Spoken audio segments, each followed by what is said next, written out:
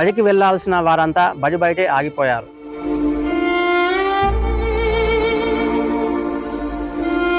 బలపం పట్టి ఆలోచించాల్సిన చిన్నారి చేతులు పలకను పట్టుకోనికి మాత్రమే పరిమితమయ్యాయి.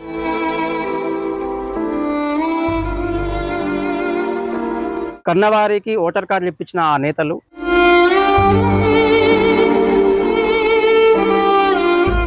వారి చిన్నారులకు మాత్రం ఆధార్ కార్డులు ఇప్పించడంలో విఫలమయ్యారు.